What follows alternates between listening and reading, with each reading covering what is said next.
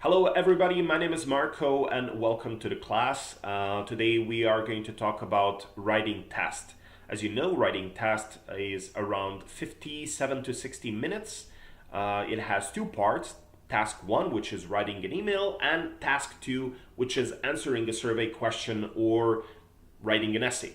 So, I'm going to give you some tricks, some guidances, basically some tools, and I'm going to tell you how to use those tools, how to build a better structure, how to use proper connectors, and so on and so forth. But you have to remember that this strategy works only if you work too. So for each hour that you spend here, you need to sacrifice at least 1 hour of your free time when you're doing homeworks, so you can make sure that this is going to work for you. Let's open the first picture. Celpip writing performance standards. So this is how you are going to be graded. First of all, this is content and coherence. You need to have a correct number of ideas, good number of ideas. You need to have good quality of ideas, organization of ideas, and examples and supporting details. Basically, this means that for each idea, you need to give a strong argument. For example, in one task, now you are asked to give an advice to a friend that is trying to lose weight. So you tell him, well, drink more water, right? Drink more water is one idea. Why? You always have to ask why. Now this is like how you support your idea. You ask yourself, why should he drink more water? Well, if he drinks more water, it's going to be better for his metabolism, and he's going to, his metabolism is going to work faster, so he's going to lose more weight consequently. So that's it. Give an idea and support the idea with a strong argument. Vocabulary. You need to have a correct word choice. You need to use suitable words and phrases. You need to have a range of different words and phrases. For example, if you're talking about citizens of a city, you can talk about residents, homeowners, people who live there, but never use the same word over and over again. You need to be precise and accurate. So remember, you're not writing an academic thesis here. You're not trying to be super professional. Your words need to be complex enough in order for you to get a better score. But remember, if it doesn't sound natural to you, it's not going to sound natural to the examiner as well. So, readability, format and paragraphing. Remember, emails have 5 paragraphs and essays have 4 paragraphs. So, you need to use correct connectors and transitions.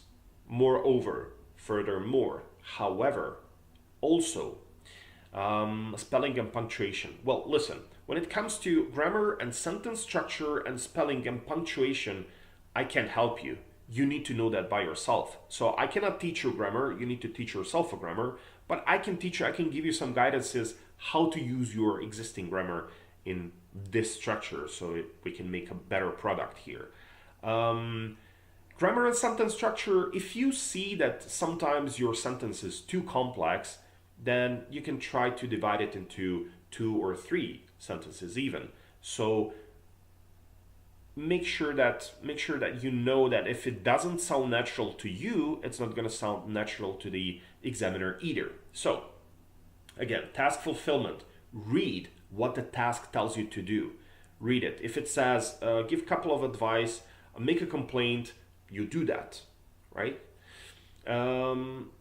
Relevance, completeness, relevance. Of course, if somebody asks you to give some advice on how to lose weight, you're not gonna start talking about a veganism or try to develop why veganism is okay. No, I understand that veganism is an amazing thing, but we're not talking about veganism. You need to give me ideas why this guy needs to lose weight, not why the veganism needs to work in a post-industrial era.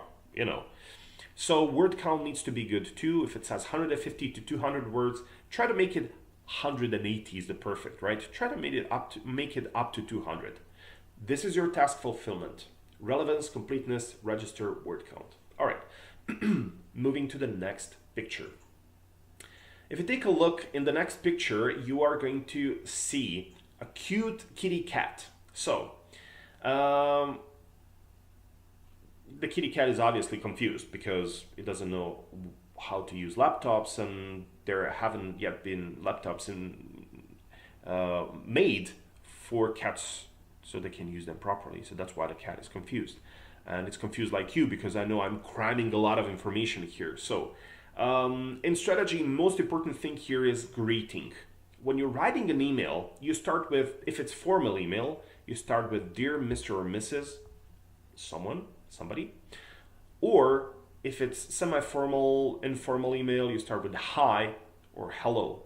In formal email, you may wanna start with to whom it may concern if you don't know who you're writing to. Purpose statement. Second, purpose statement is really important. You need to pay attention that you write, why do you write this email in the first place?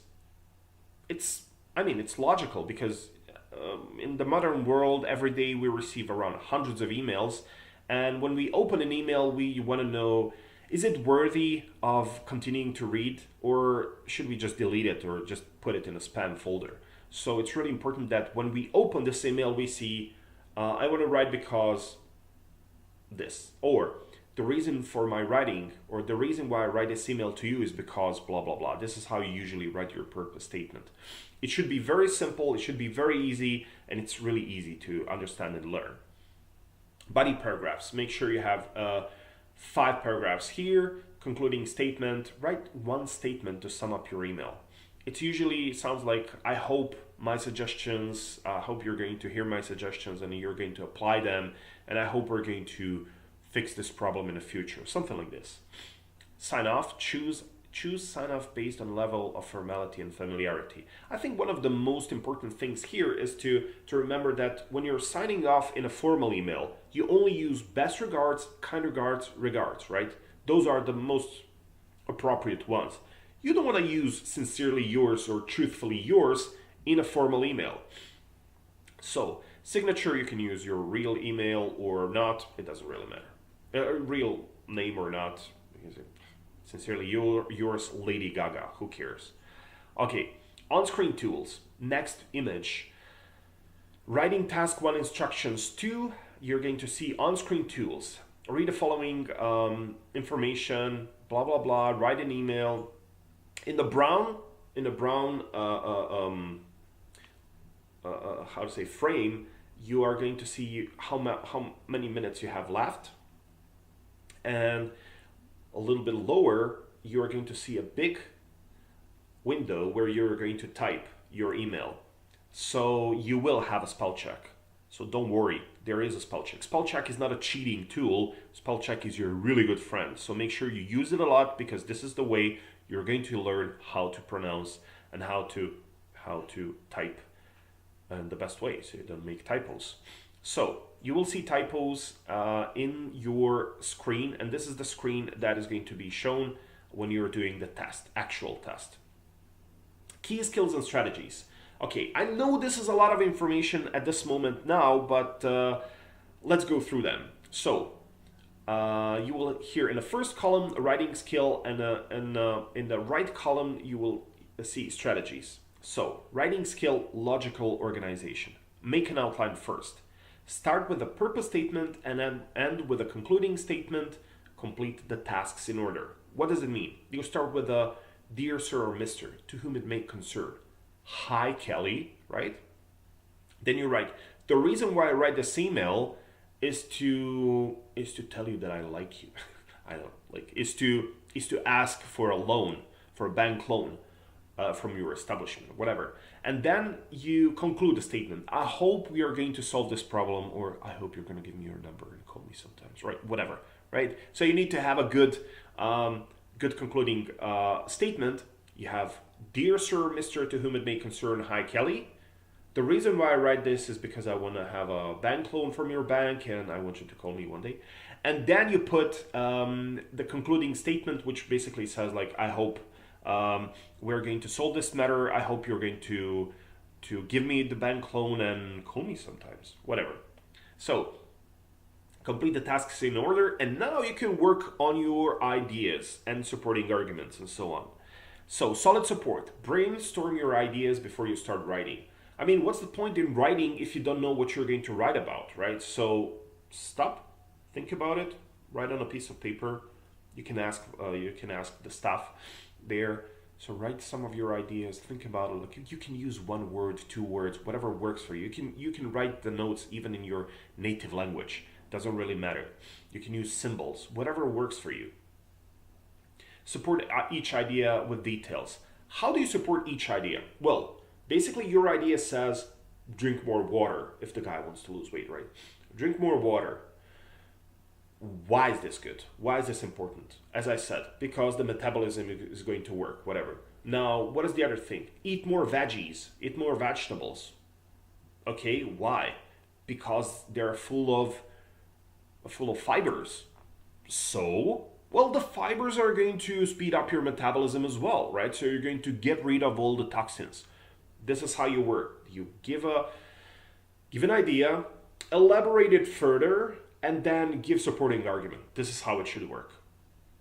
Okay, precise vocabulary. Okay, mention real places, people, and situations to make details concrete and vivid. Those concrete details, real places, people, and situations are usually mentioned in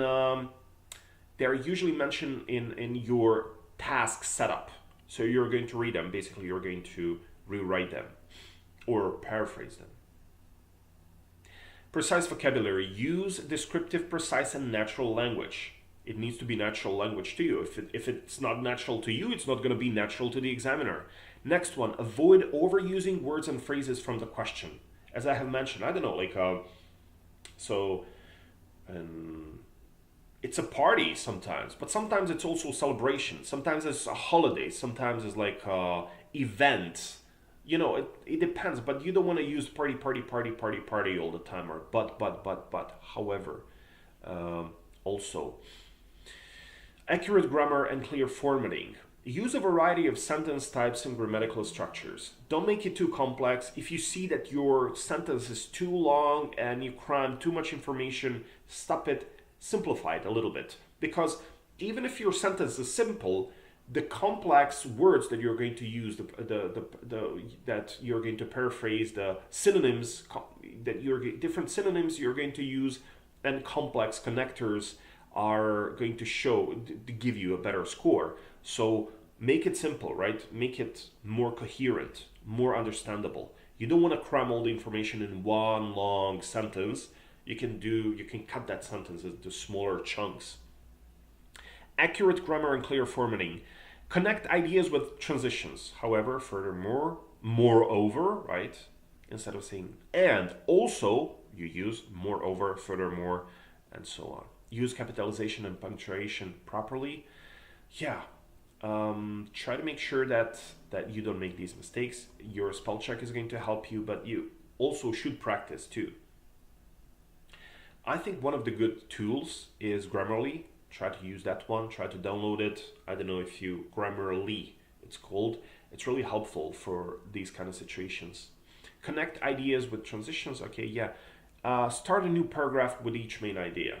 But you're going to see what this actually means and how this looks like as we progress. Task 1, key skills and strategies. This is a picture number 5. So, thorough response. Read the whole question carefully. It is really important. You need to be focused, right? You don't need any distractions before you start your test. So even when you're practicing, you don't need extra distractions. Now I know most of you have kids there, kids at home, dog is barking, I don't know, you're constantly receiving emails, there are pop-up messages, ping, ping, ping, ping, ping on your phone. Turn your phone off, right? Whoever wants something for you, let them wait. This is really important. You need to focus and you need to read the question or the whole task set up carefully so you know what are you going to write about and how. So write at least one sentence each task. Most will need more. Well, yeah. Okay, don't change, ignore the information given in the question. Okay, this is understandable. Suitable tone. Consider the purpose or the audience of the email, right? Are you writing to the banker, right? If you're writing to the banker, this is like a really serious establishment. So you might want to put things clear, not too complicated. Give me the facts, give me the most important info, and make it as understandable as possible. Definitely avoid rudeness, sarcasm, and casual slangs. You don't want to tell jokes to a banker, right? Because you're asking money from him, so you want to show that you're a little bit serious. Careful proofreading. After 23, 22 minutes, leave like 3 to 4 minutes after you write, so you make sure you didn't make a lot of mistakes. All these red things, fix them, all the punctuation, everything. Make sure that you try to deal with all the typos, and be aware of what kind of mistakes you make most often, so you can work on that. This is like being a professional wife to yourself, right? So you need to find all the mistakes that you have and all the weak spots that you have, so you can work on them in the future. So those are key skills and strategies. All right, now I want you to open task 1 examples. All right, in task 1 examples, what you are going to see is one example of a formal email. So let's take a look how the task 1 actually looks like. Here's an example. You exercise regularly and have been a member of many different gyms. Recently, you moved into a new neighborhood and joined a new gym. You've noticed that people at this gym do not bother to wipe down the machines after use and often leave dirty towels on the benches in the change rooms. Write to Mr. Koto, the manager, in your letter, explain who you are, describe the problem exactly, and make suggestions to improve the gym. Begin your letter as follows: Dear Mr. Koto, and you should write between 150 to 200 words. This is how this looks like, okay? Now, what are the most important things here to do? Pay attention to what the task asks you to do. So, you need to write to Mr. Koto, the manager. You need to explain who you are, describe the problem exactly, make suggestions to improve the gym. Begin the letter as Dear Mr. Koto and write between 150 to 200 words. There are around 5-ish things, tasks that you need to pay attention to. Now you're going to see like a typical structure, typical template. Dear Mr. Koto, 1. The purpose of my writing today is to inform you about, right, this is your purpose statement. Next, in the first bullet, first of all, I saw these problems in your gym. Second of all, there are some additional problems that I also saw. Third of all, or instead of third of all, this is the third paragraph. You're not going to use third of all, so you might want to use something like, however, I have some ideas how we can fix this, right? So you give your ideas and supporting arguments, and you end up with, I'm looking forward to seeing how my suggestions translate into prompt actions from your side. Your kind cooperation would be most appreciated. Or in different cases, your cooperation in this matter is greatly appreciated. Furthermore, an open line of communication from your side, in this case, would greatly help out. So this is the structure that you are going to use for pretty much all the formal emails, right? But let's take a look in example how this email should look like. So you start with, Dear Mr. Koto, the purpose of my writing today is to inform you about my dissatisfaction with the level of hygiene in your gym. This is very easy, right? Dear Mr. Koto, this is why I write to you. That's the purpose. This is your first paragraph, okay? Remember that. My name is Johnny, so this is your introduction. Who are you, right? Why do you write, and who are you? My name is Johnny, and I have recently moved into your neighborhood. I saw some excellent reviews online. Therefore, I decided to become a member of your gym. Okay, really nice. So the Mr. Koto knows who he's dealing with. Over the last few weeks, I observed that the members rarely wipe down the machines after using them. This makes the gear slippery and frankly unsanitary. Moreover, the changing rooms are left in a horrible condition. Dirty towels are left on the benches and no one bothers to pick them up. At this point, you're going to see in these like red parts, red colored phrases, you will see that rarely wipe down the machines after using them. This is like you're mentioning what is the problem exactly. This is your second task. My name is Johnny. Yeah, this is your introduction. This is how you explain who you are. Moreover, this is a connector that you're going to use. Okay? Moreover, the changing rooms are left in a horrible condition. Dirty towels are left on the benches and no one bothers to pick them up. Right? Now you're stating what the problems are with the gym.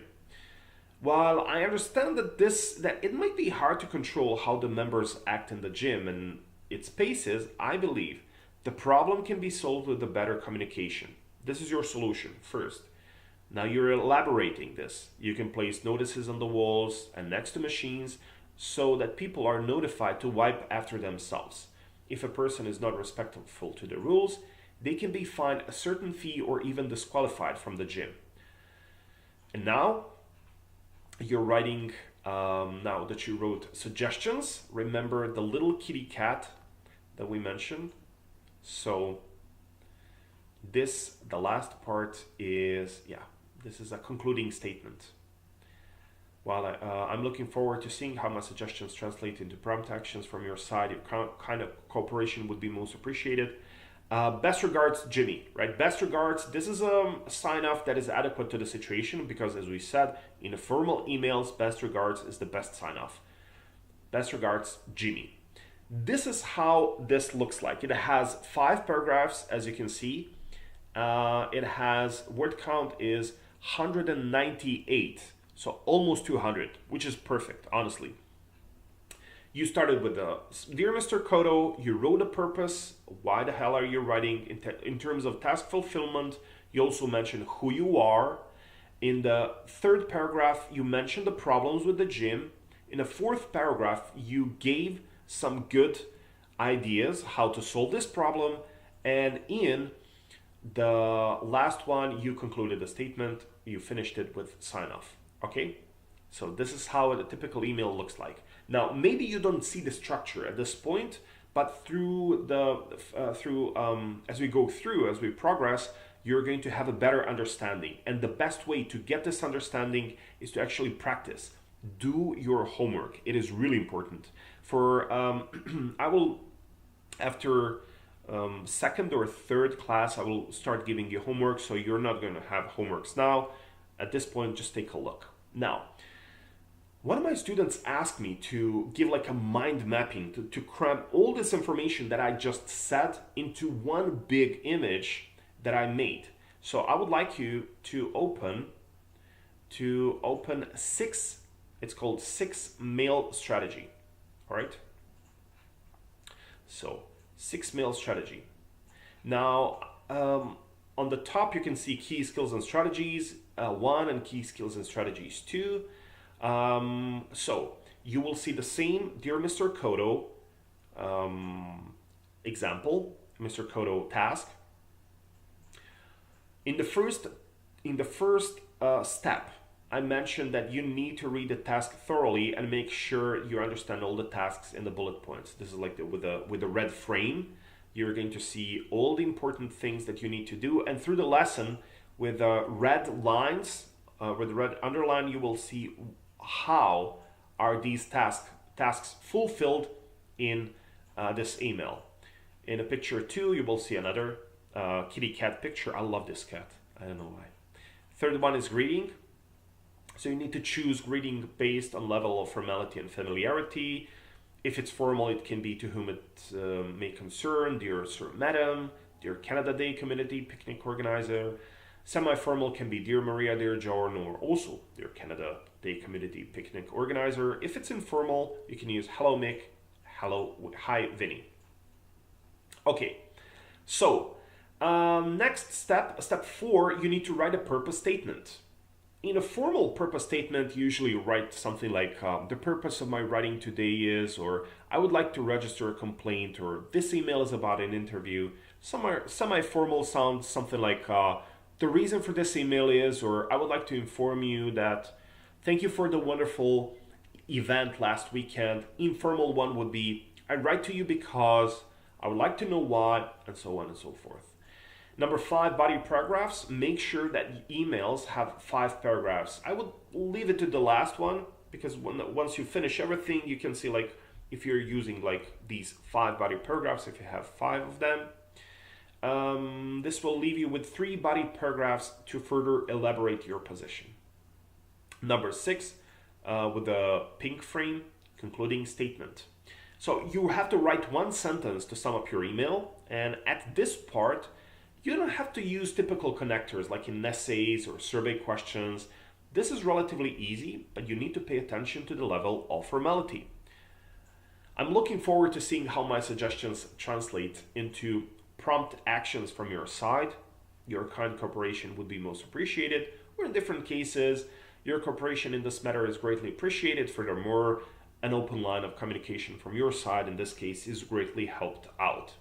There are many different versions and many different examples on how you can use concluding statement. The local residents and myself would much appreciate your consideration in this matter. Thank you so much for your consideration, and I look forward to another wonderful event next year, and so on and so forth. And now, in a sign off, as I mentioned, sincerely, truthfully yours is exclusive for semi-formal and informal emails. Best regards, kind regards, regards is exclusive for formal emails. And take care, cheers, see ya, obviously informal. At point 8 here in this 6 mail strategy photo, you're going to see that you might check if you fulfilled all the tasks from the bullet points. Also, I have to mention the connectors.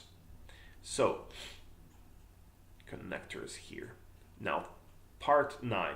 This is the part where you might want to try to fancy and more complex connectors and use them in the way that sounds most natural to you. Now, here I crammed all of these connectors and transitional words and phrases. I put them into one big frame, purple frame. But for each one, you have like a separate picture in. You have a separate picture in your files. So, for example, A are prepositions, B transitional words.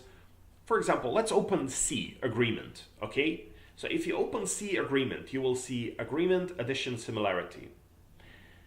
How do you read this? Agreement is the first column, addition, middle column, similarity, the third, the right column. This is how you read this. So for agreements, you have in the first place, not only, but also, blah, blah, blah, blah, blah. Addition is again, to, and also, then, equally, identically, uniquely, and so on. And in the third one, like similarity from the right column is moreover, as well as, together with, of course, likewise, comparatively, correspondingly, similarly, furthermore, additionally. Right, this is how you read this. Now, I crammed all these A, B, C, D. I have like C, agreement, D, cause, E, conclusion, F, examples, G, opposition. All these pictures, including prepositions and transitional words, I put like in one, as you can see, in one frame, which you can find in picture 6 mail strategy. Now, I just want to make sure that since we mentioned the good example, I want to mention the bad example here. Okay, so let's take a look at the next one. This is just a second, to whom it may, 1, 2, 3, 4. Okay, so let's take a look at all writing topics. Just a moment, this is the one, task 1 examples. No, this is task 1 examples, sorry. So task 1 examples. Okay, so here's an email after the Mr. Kodo and Dirty Jim, right? So if you take a look at this one, it says, you live in a house near park. Recently, a lot of teenagers has been meeting in the park at night. They're very noisy. Provide information about where you live, explain the problem and how it affects your life, suggest a way to solve a problem. So it starts with, to whom it may concern. This is a good intro. I would like to register a complaint. Very nice. But I don't know if you can see. Even though to whom it may concern and regards Web T. Aldridge, this one has 193 words, which is a good word count. However, it only has 4 paragraphs and should have 5. That's why it's not good. Well, I feel this would be fine. I currently live a small, we moved here. She didn't mention who she is, right? I currently live, she should say who she is. My name is, right? Explain the problem and how it affects your life. All right, she did this. Suggest a way to solve the problem. Let me see, fourth paragraph. Curfew. I would suggest no loud noises after maybe 9 p.m. and 10 p.m. So basically, to end this one, you need extra paragraph. Regards, Gwen T. Aldrich. I would use the conclusion one.